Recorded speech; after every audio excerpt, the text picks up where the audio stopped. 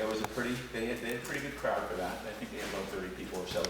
They had enough people where they were concerned that they were gonna run out of eggs. So I would consider that a success. Yeah. I also can report the fire department has received a $25,000 grant from the Burn Foundation for more CPAC, is that what they call them, CPAC units? And so I'm very appreciative of the Burn Foundation, and I would like to give recognition to Chief Gove for one, and for his assistant that's actually writing up these grants, and that's Heather Hunter, and she's been very valuable to the department for that. So that is greatly appreciated. Also, the ambulance. I went to the ambulance meeting, and they had a salesman there selling them something. But after that, they also had the interim chief of the Canaan, I guess, fire and ambulance. And his name is Steve Koulas. Forgive me if I'm not pronouncing that right. But the main issue with the ambulance right now, as you know, and I think it's been mentioned before, they have a brand new ambulance, brand spanking new, and it looks great, but they didn't have anybody to operate it, and that's a problem. So, and I think out of this 58 some calls that they've made this year so far, about 39 of them have been responded to by Canaan.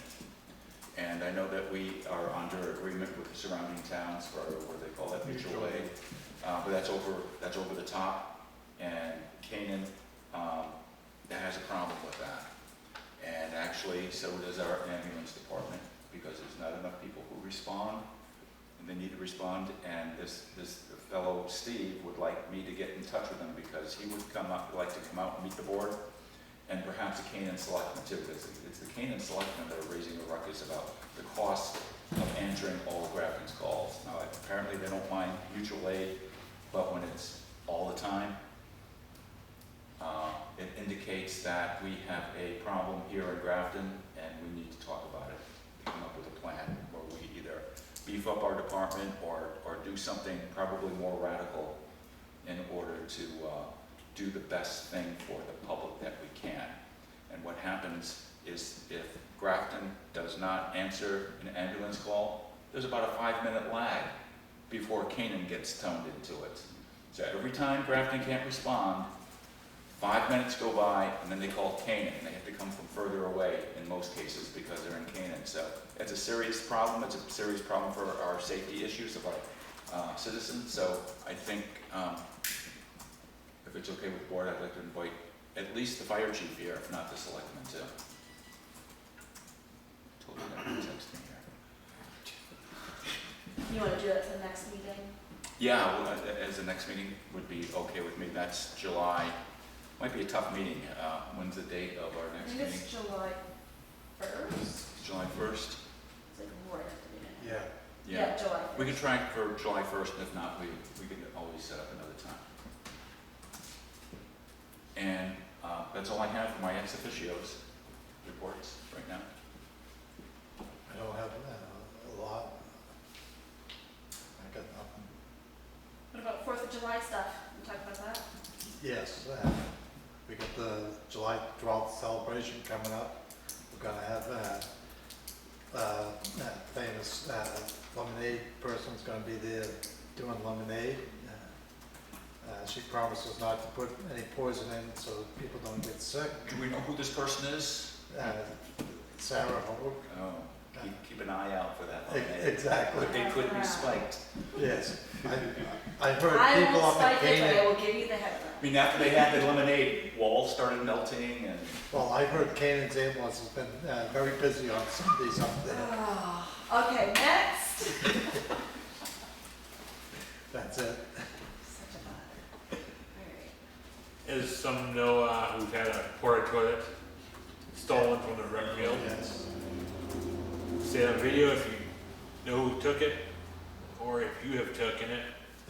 If it appears back to the rec field, nothing will be done, no questions asked. It's not actually ours. It's It's actually someone else's flood toilet that we're using. So, please bring it back. Damn fucking flood toilets. Turn the. The whole thing's just steel, you know? I'm only Grafton hear someone say, please return the flood toilet that you installed. You can't make this stuff up. No, so, yeah, I don't know much for, special reports either. We'll probably just go right into the road agent report, let him talk about his own stuff. Yes, yeah, it's been a fun couple weeks. We're definitely faithful at one thing, and that's fixing trucks now. Everything likes to break all at once. So we've had 4 major breakdowns on 4 different trucks in 2 weeks, so that's pretty exciting. We had 2 new guys start, and so it's been good getting to know them. So we've been out this week. We were working out Barney Hill a couple weeks ago.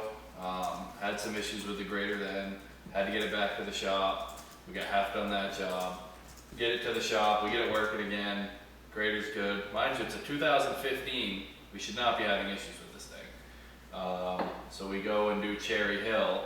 Now we have a transmission pressure code, and it's not looking good for us.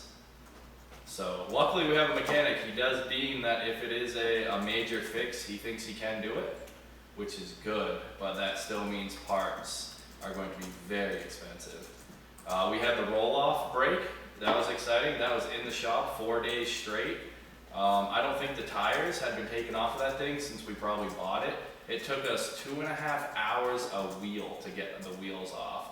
We had to heat every lug nut and use a 1-inch impact. Couldn't get the wheels off. Couldn't get lug nuts off. We had to torch. We lost 15 lug nuts that we had to replace trying to get these rims off. It took 2 days alone to just get wheels off of this truck. And so we had a brake issue, big brake issue. We had to replace all the drums. That was about $700. It was good. That was a lot of work, but the roll-off is running. We did 3 loads in the last 2 days with it, so that's exciting. We had a coolant leak on it that we got fixed, so it's good to have a very skilled mechanic now, and he loves what he does. He loves wrenching, and that just helps us out a lot. So now we have our yellow Freightliner. We had it in the shop today. Once the roll-off was officially out, we were all like, woo, yeah! And we found out inside of the Freightliner, we have 3 leaf springs broken, and the half of them are missing. We don't even know where the leaf spring went. So that's exciting. That's got a big engine leak that we got to start working on and figuring out. And it has a frame issue Kenny is trying to figure out. So that's going to be a major fix. We had the 2022 CV International break while we were ditching. Just efforts happened. The truck got caught on a big rock somehow and bent all the tie rods, bent the wheels. Took us about a day and a half to get it back to the shop because I wasn't going to pay $1,500 to have it towed. So that is in pieces in the old shop right now, and we should be getting the parts tomorrow to be able to put those back in, and hopefully we have figured out everything in the front end that was wrong. What else? Oh, the F-250. Yep, that's been a chore. We had to replace a starter on that this morning. That finally let go. Luckily, we've had the starter for about 3 months, so it was good that we finally got it put in.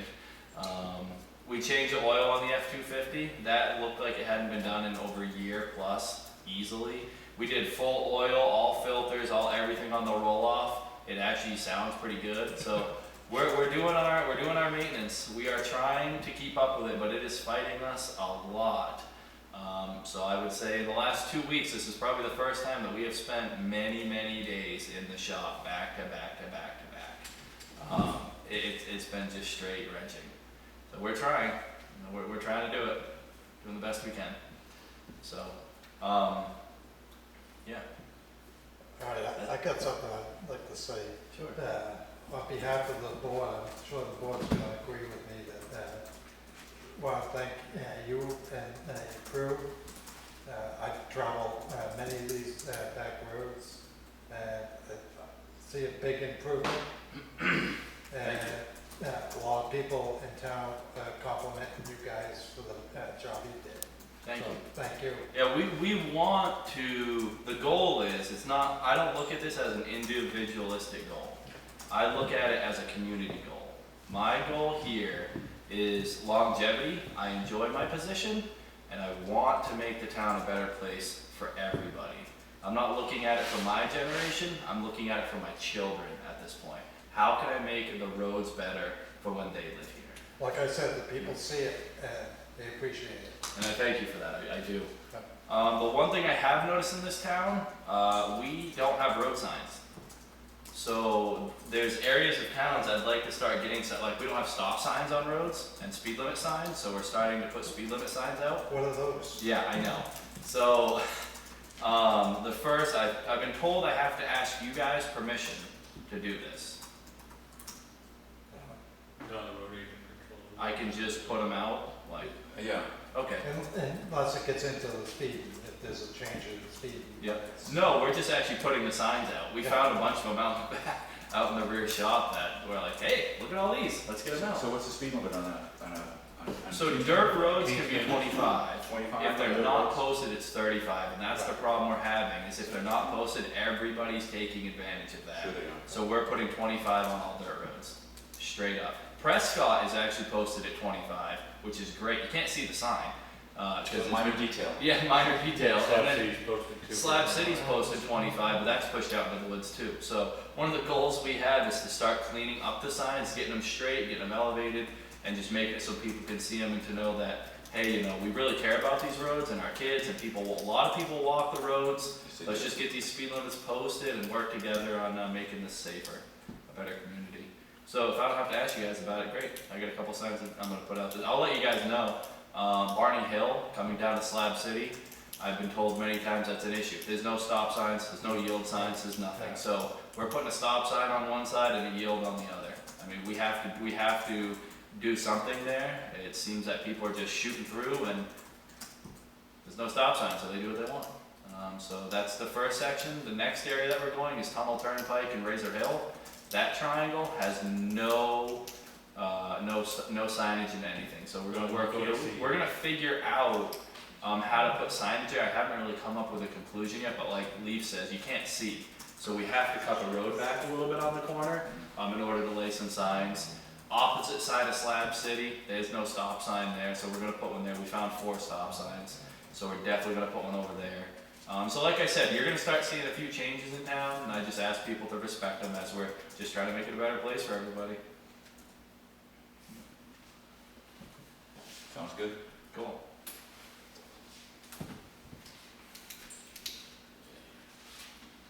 Any new business? No. Did I read it? Actually, I was. Okay, Nothing's changed since last time, right? nothing has changed since last time, correct?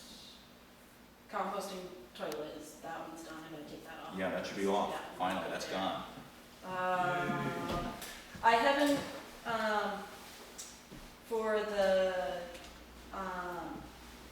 assessment bid, I haven't Okay. received anything on that yet. Yeah, I'll push out another notice, I mean, they're posted, so, that's a familiar song. I mean, 5 Yeah. years ago, it was the Yeah. same way.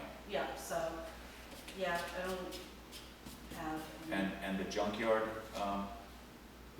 ordinance has gone back to Matt. Yeah, that, yes, So so he can that has point gone back to Matt, and I'm waiting on a response from him. Yeah. So when it was changed last time, it was a health officer who did most of the changes, Mhm. from what I understand. And the belief was it was making it tougher, which maybe it did, but it made it tougher to enforce. And that's something that we need to take into account, that we don't want to have something that's unenforceable out there. Right, And when we get to the enforcement part, here's something that I looked at our finances, and we have, overall, the town's budget is doing okay. But there's one line item that is not doing okay, and that's the legal budget, which was $30,000, and now we've overspent that.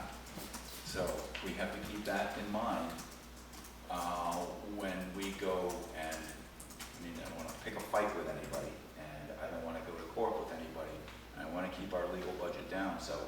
gonna be the challenge to us, to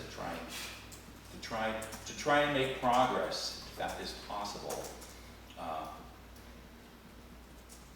on the areas that we get complaints for junk. You know, and I think it was pointed out to us at the last meeting that we said we're all gonna go out and look at it and report back, and then we never did. That's a double-tiered problem that we have. We should go out and look at it so we can talk about it. But it goes on the action item report, and we forget about it. As soon as we leave here, we forget about it. So there must be a way that we can get a copy of that, or put it into our boxes so that we're refreshed, because looking at something is usually pretty easy to do, and then we can have a conversation about it when we get here. But So, if you're like me, I'll walk out the door and something, a few things happen, that's about the last thing on my mind for the next 2 weeks. so you want a visual list of the action items? If it's possible, Yeah, I'm without, thinking, let me play with that. Maybe there's something I can just put, like, yeah.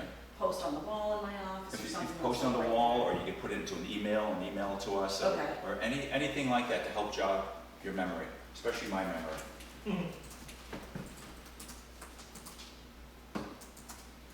And I did look up, one man's junk is another man's treasure, and I saw a lot of treasures out there.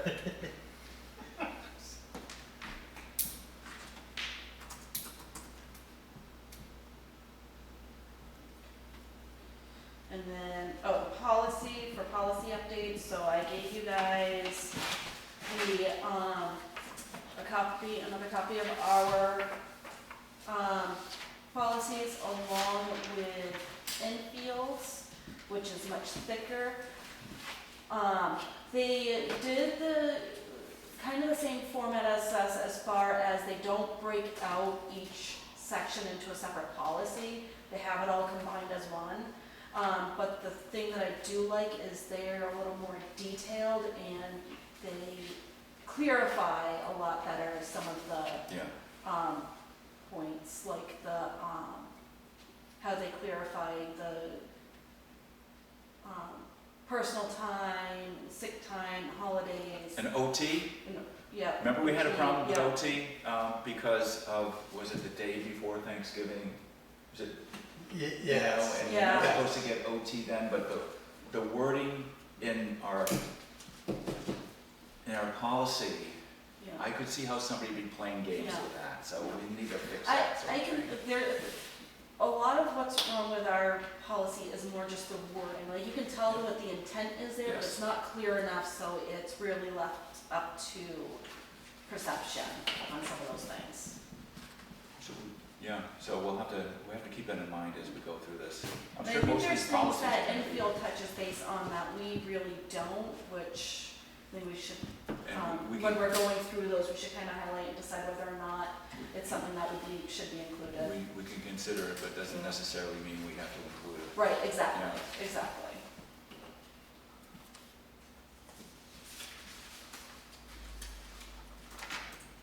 Okay, anything else on that thing? Pole barn.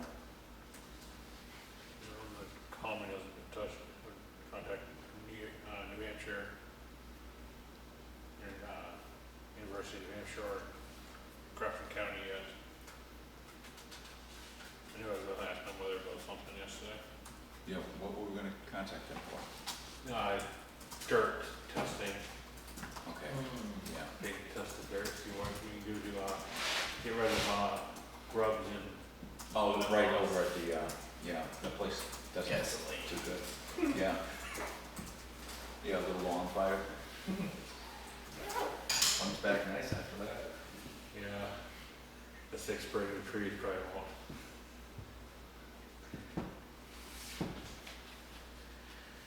Okay, is that it? That is it. Wow. Correspondence?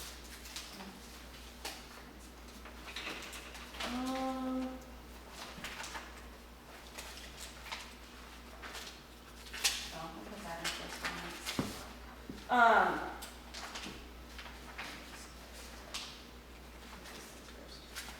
So, I'm trying to grab a hold of anything. Okay, so,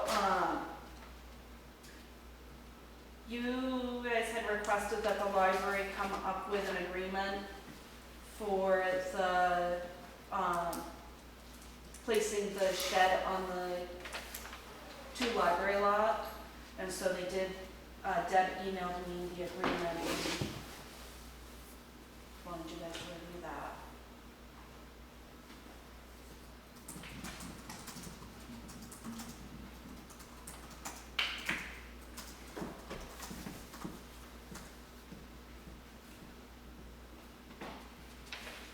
I have some comments about this.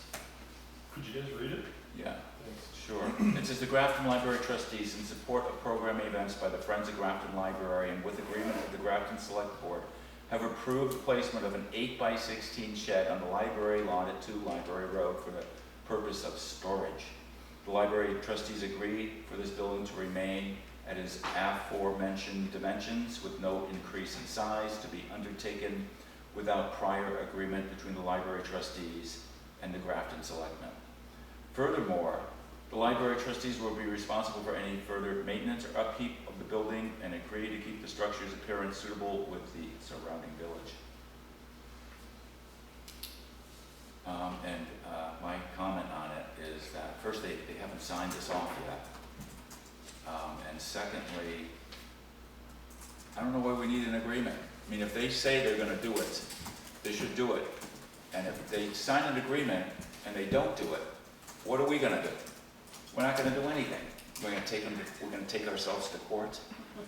So, I believe, you know, and everybody's got their own opinion. My opinion is, if the library states they're gonna build a shed out of a certain dimension and make other commitments in a public forum, we don't need a contract. That way they've said it. They've said it in a public forum, or they can agree to this and we can read it in a public forum. And so if they don't live up to it, then I guess they get publicly shamed. But what are we gonna do? What's our recourse? If we sign an agreement with, you know, it's really a part of the town. We're signing an agreement with part of the town. And I appreciate that they went through this and they're willing to do the agreement, but I think that, you know, a handshake's better. Just my view. And if they agree to that, then you don't even agree with the shed. So I'm getting ahead of the game here. I would agree with them on their word. I would take their word for it, because actually the contract's no more than their word. Because what are we going to do? Raise up our lawyer bills and take the trustees to court? We're not going to do that. But then we have the argument of whether we want it or not, and that's where you're going to come in, and that's where we have the pole barn. In my opinion, we should get a bulldozer, take care of the pole barn. But The pole barn serves more use than what you are aware of. And like I've said right along, is we fixed the pole barn up for all departments to use. And now we're going to allow another building to be built.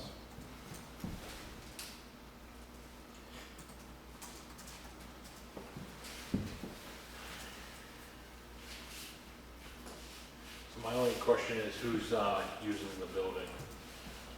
Who's using the building? Using this building? I know Fogel is putting the building up. Yeah.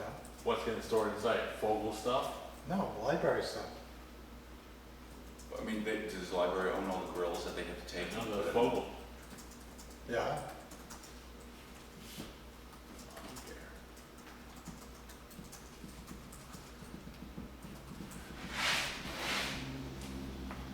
See, I don't mind.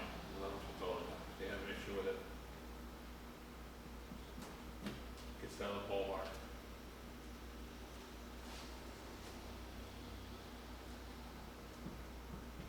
What are you gonna do when they put one there? When they put a shed here? If we say no, they put a shed there, what are you gonna do? Yeah, you're right, it goes down to who controls the library lot, and they say they control the library lot.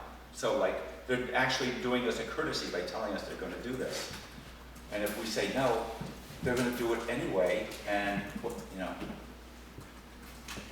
you know, if you read the deed to that library lot, it sure sounds to me like they have control of that lot. And I know that we have a letter from our lawyer from several years ago that kind of contests that, but from what I understand, that's not a strong argument.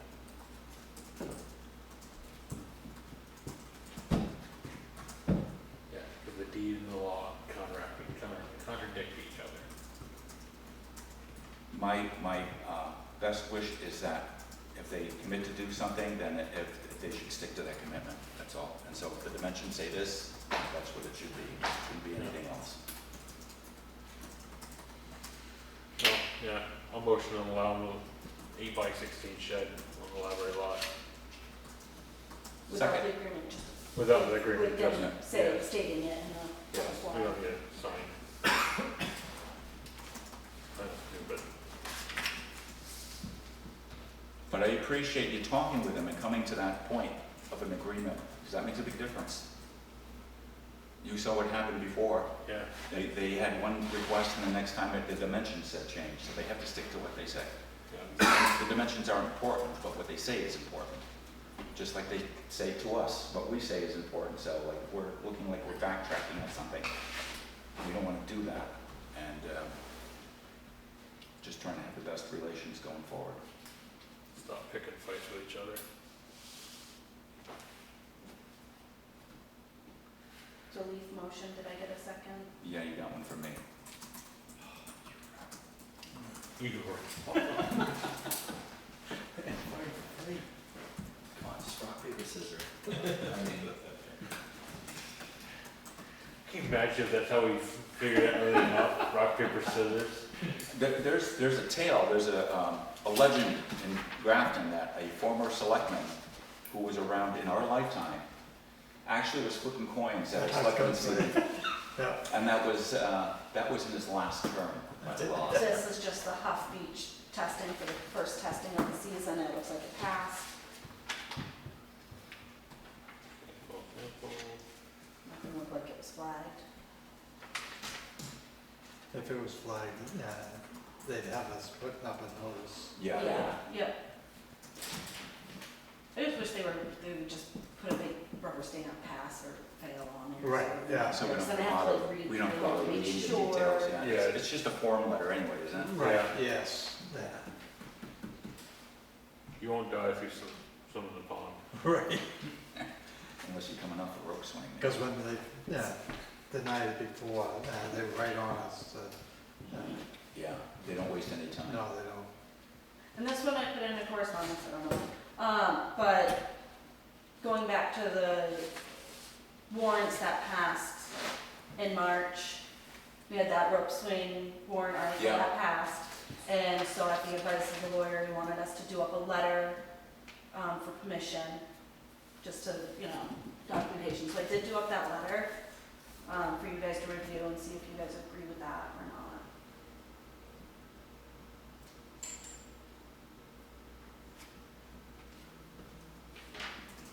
What's the letter? The what? What's the letter do? You have been given permission for the rope swing per the town vote held in March. You're responsible for choosing a suitable, safe style rope and installing it in a safe manner and location. The select board will post signs in the vicinity of the rope swing that will be visible to all users stating, use rope swing at your own risk, and per RSA 212:34, the rope swing is an outdoor recreational activity and the town of Grafton shall not be liable for its use. Right, so we should have signs. We should have signs. Yeah, we have to sign it. Yeah, I haven't placed the order yet, because I just got his order, so I can include that into our order, if you guys are good with that. I'm good with that. Get the That order. letter. Order up. it's just money. But just let it be noted that swing cannot be put up until the signs are put up. Okay.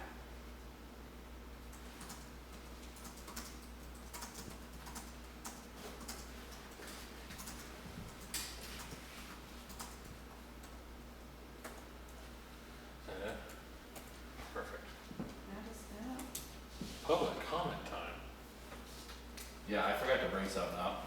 as road agent, you all got an email about a truck. Do we talk about that now? Oh, Yeah, we need to talk about that tonight. Yeah, Thank you very I much. forgot. I saw the pictures too. My brain was just so much. And that's what happens, that's what I'm talking about, the action item list, out that door and it's, Yeah, I would highly recommend it. The mechanic highly recommends it. I asked him to come tonight, but he's very busy doing some stuff on the side, trying to make the extra money he needs, which is fine. I think it's great. What do you guys think? Tell us about it. So it's a 2003 International 4400. It sounds older, but it has absolutely been taken care of in its lifetime. There is no rust visible on this truck, on the cab at all. The cab is a 9.5 out of 10. Very clean. The bed has had a little bit of, he's hauling rocks and you can tell on the inside of the bed, but that just, it could be re-sheet metal, but it's fine. It's not even an issue. Hauling would be fine, everything would be fine. Tires are almost brand new. We checked the front end's fine. We drove it, we checked it 3 times during the test drive, checked it before the test drive, checked it after the test drive. The only thing the truck's going to need is a compressor and a dryer. We did find oil in the airline. Kenny says it could be a day, it could be 3 years. He's like, these are just one of those things you never know. If we get it, he'd recommend when we get it back, just change it and you'll never have a problem. Okay. So it's an automatic, it's under CDL, so it's registered at 26K, which is fantastic. That's what we're looking for. We have a lot of guys working for the town that don't have a CDL, and this truck will be perfect to be able to get people into. The idea with the truck is to put a front plow on it and a sander, which we already have the plow, we already have the sander, we just don't have a frame. So we'll just have to order a frame if it gets approved. It is a very nice truck for its age. It's got the DT466, which is one of International's better motors. It's got the Allison 6-speed, one of the just great automatic treads. It's a good truck. He's asking all the money for it, which is unfortunate, and I tried to beat him up, and he knew what he had. So that's that. and the price is, $28,500.